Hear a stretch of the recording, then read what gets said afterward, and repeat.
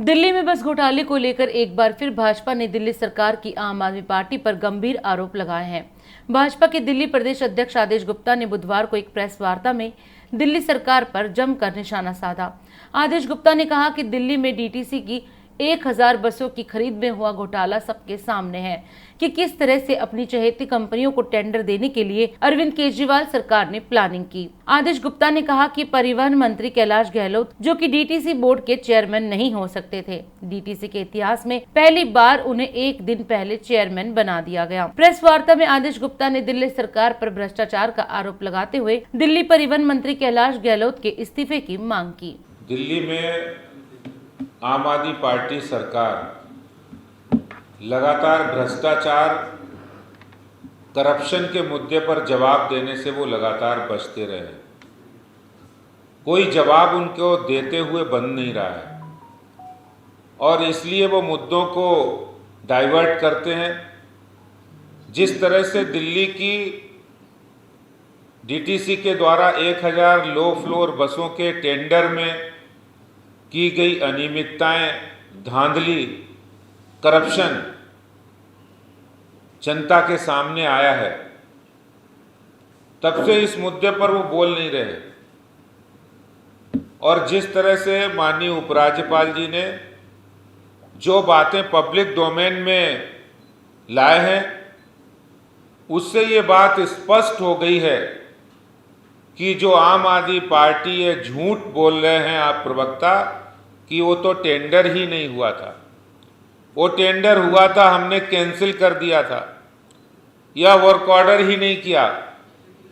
आज मैं आपको बताना चाहता हूं कि किस तरह से 1000 लो फ्लोर बसों को खरीद की टेंडर हुआ और उस टेंडर की प्रक्रिया में सीवीसी की गाइडलाइन को उल्लंघन किया गया, जनरल फाइनेंस रूल को उल्लंघन किया गया, प्रिक्योरमेंट ऑफ गुड्स के मैनुअल्स का उल्लंघन किया गया और टेंडर अपनी चहेती कंपनी को दिया जाए, इसके लिए पहले से ही गोटियां बिठाई गई।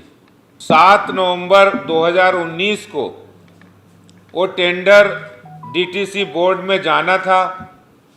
अगर डीटीसी बोर्ड में कोई अधिकारी वहां का चेयरमैन होता तो वो ऑब्जेक्शन कर सकता था। इसलिए उन्होंने नियम के खिलाफ जाकर परिवहन मंत्री कैलाश गहलोत को एक दिन पहले 6 नवंबर को डीटीसी बोर्ड का चेयरमैन बना दिया, क्योंकि 7 नवंबर को वो टेंडर जो किया था, उस टेंडर का पूरा प्रोसेस जो बोर्ड में अप्रूवल के लिए जाता है, उसमें जाना था, अप्रूव करना था उन्हें। तो पहले से ही उन्होंने तैयारी की कि कैलाश गहलोत, जो अरविंद केजरीवाल सरकार के परिवहन मंत्री भी, उनके इशारे पर, अरविंद केजरीवाल के एक इशारे पर अक्षरशः काम करते हैं।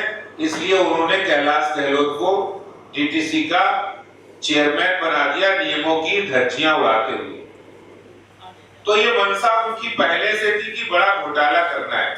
इसलिए उन्होंने जब 1000 बसों की खरीद का टेंडर आमंत्रित किया गया, तो उसमें देश की एक जानी मानी प्रतिष्ठित कंपनी, जिसने कम रेट पर ये टेंडर बिड किया, लेकिन उस कंपनी को नहीं निगोशिएशन के लिए आमंत्रित करके उन्होंने एक जेबीएम कंपनी, जो अरविंद केजरीवाल की चहेती है, जिसको पहले से डील हो गई थी, उनको आमंत्रित किया। उनके साथ निगोशिएशन करके उन्होंने जहां एक और दिल्ली और देश की टैक्स पेयर के पैसे को उड़ाते हुए, उनको उनके पैसे का मजाक बनाते हुए ज्यादा पैसे में वो टेंडर अप्रूव किया और कॉन्ट्रैक्ट को अवार्ड भी कर दिया। जैसे ये बात भारतीय जनता पार्टी और विपक्ष के नाते विपक्ष के ने उठाई, विधानसभा में उठाई, तो उन्होंने आनंद फानंद में इस टेंडर को कैंसिल नहीं किया। इस टेंडर को एडवांस में, यानी वो मात्र कुछ दिनों के लिए रोक दिया गया है और ये करके उन्होंने ऐसा भ्रष्टाचार किया है, पहले से ही डील हुई है। एक एक बात के पुख्ता हमारे पास सबूत है कि किस तरह इन्होंने लो फ्लोर बसों की खरीद में 1000 बसों की खरीद और फिर उनके मेंटेनेंस में 4 गुना ज्यादा कीमत देकर जो उन्होंने करप्शन किया है, उस पर अभी तक दिल्ली की अरविंद केजरीवाल सरकार, आम आदमी पार्टी की ओर से जो बातें कही गई है वो सर्वथा झूठ है, झूठ पर आधारित है। इसलिए जो बातें आज पब्लिक डोमेन में आई हैं और वो जांच में सारी बातें स्पष्ट हो रही हैं, इसीलिए सीबीआई इस मुद्दे पर जांच कर रही है। हालांकि अरविंद केजरीवाल जी का ना तो सीबीसी पर कोई भरोसा है, क्योंकि वो सीबीसी की बजाय डीसीसी यानी मैंने पहले कहा डायरेक्ट टैक्स कलेक्शन पर भरोसा रखते हैं। उनका सीबीसी पर कोई भरोसा नहीं है। उनका संविधान, कानून, नियम, टेंडर प्रक्रिया, उसमें कोई भरोसा नहीं, क्योंकि केजरीवाल कहते हैं जो हम कह रहे हैं वही सही है। और ये आज एक बड़ा भ्रष्टाचार आम आदमी पार्टी का सामने आया है।